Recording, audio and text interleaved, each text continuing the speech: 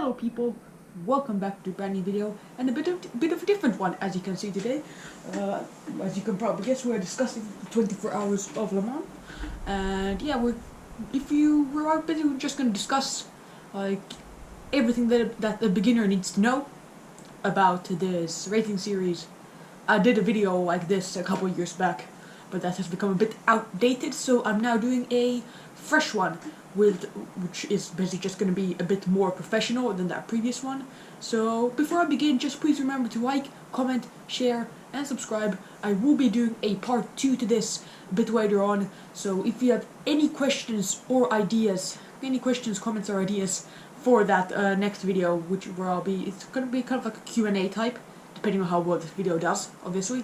So please, if you have anything that concerns you, just do leave a comment down below. It really helps me out, and consider also subscribing so you can catch that video later on. But anyway, let's get right into the video. Some people call it the greatest motorsport event, some people just stick to the greatest endurance race of all time. Whatever you want to call it, it's happening on the 12th and 13th of June 2021. If we actually get tickets, if they allow fans into the area, I'll of course be going there and vlogging the entire experience. So still, quick reminder, if you want to see that, there will be a playlist to all my Le Mans videos from the previous years, and there will also be a new vlog coming in if they allow fans to enter this year's Le Mans. So just subscribe so you can stay tuned for that. Alright, now about the classes. I'm not sure how are those new categories marked, but how they used to be marked was LMP1 had a red background on the number, LMP2 had a blue background on the number, GTE Pro had a green background on the number, and GTM had a orange background on the number. So there's the number on it, usually in white, and then like white going the dark material, so you can see it during the night as well, and then just a yellow, green, blue or red background to that, so you can distinguish the different categories if you obviously could not tell from the car itself.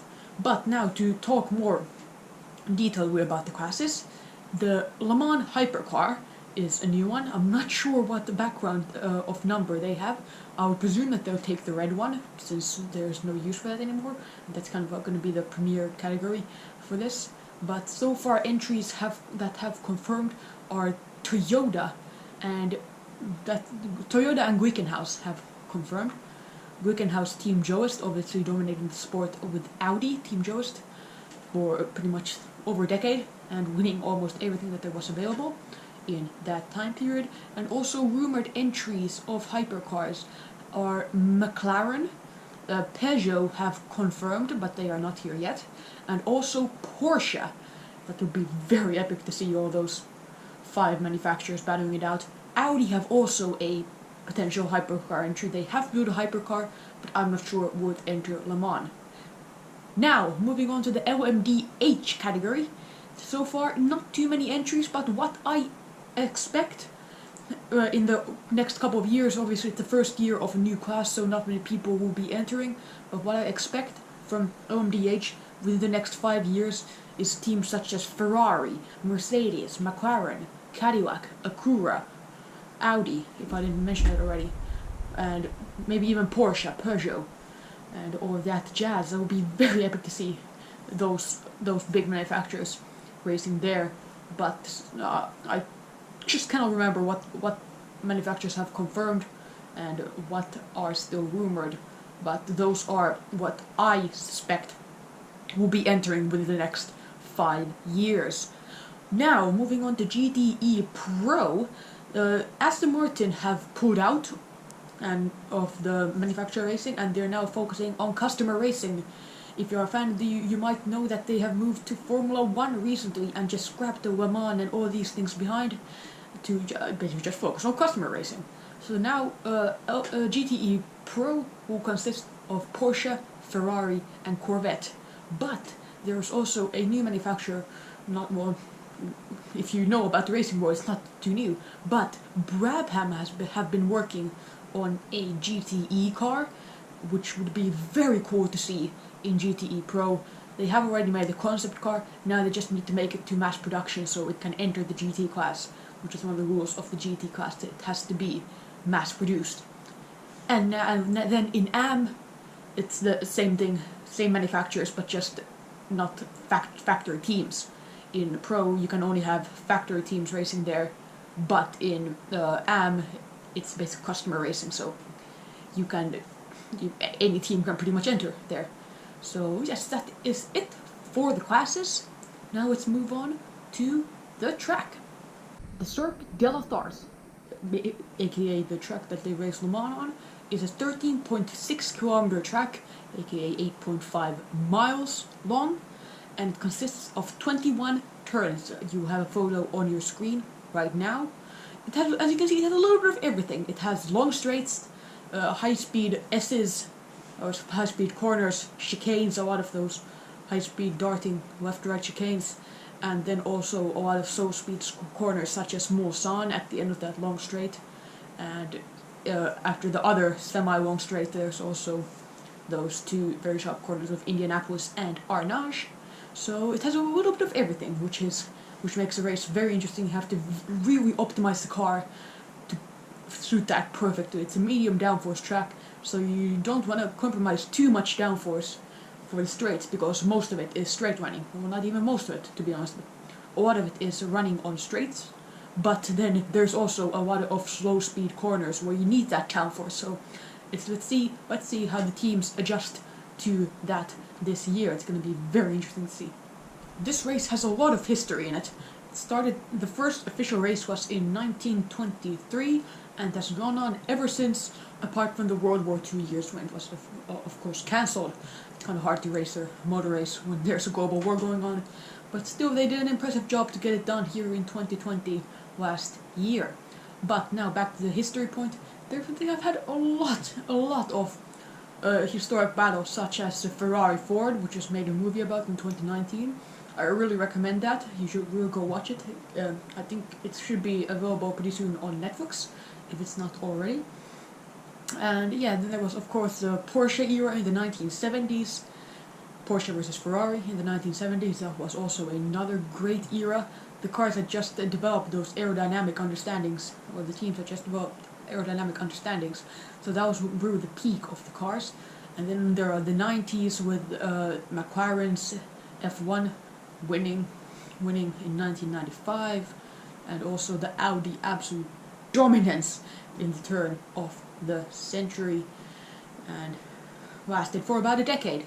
Won all but, I think it was like all but 3 races from 2000 to 2010. And now we have had a very mixed year since mixed decade. Since 2010. First Audi dominated, then it was to Porsche, and now at the end of the decade, Toyota got the dominance. So a very equally spread year, like a lot of Audi wins, and then we got a couple of Porsches, and then we got still a few Toyota wins at the end there. But I think that's all you need to know about the history. Alright, now real quickly about some familiar F1 driver names in Le Mans. We obviously have had 3-time winner André Lotterer in Le Mans, and then Kamui Kobayashi and Stefan Sarrazin, both F1 former drivers.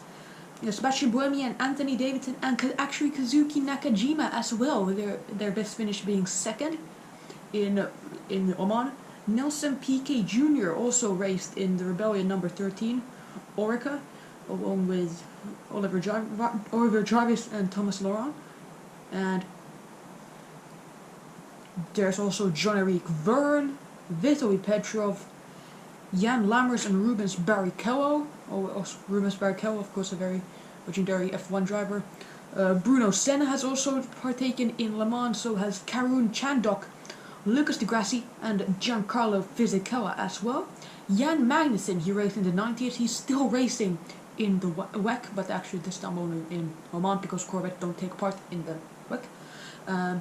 Will Stevens, if you remember, raced in 2015 in F1.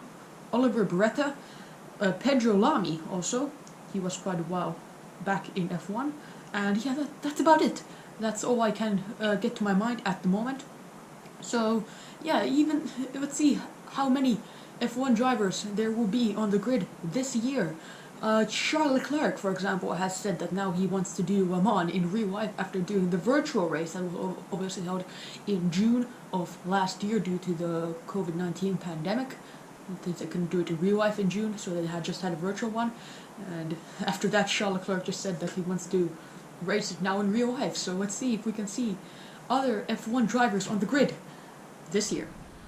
Alright, that just about wraps it for this video. And if there's anything that I left undiscussed or did not discuss clearly enough, please leave a comment, and I'll be doing another one of these videos very shortly in a couple months' time when we have more information on the entries and these things. So just going to be about who's looking good and who should you possibly pick as your favorite for this year's Le Mans. So yeah, any comments or questions, put them down below, and be sure to get subscribed for that video. It should be coming in a couple of months' time, so it's better to just get subscribed. My channel name is a bit hard to remember, but if you get subscribed, then you will not miss out on that.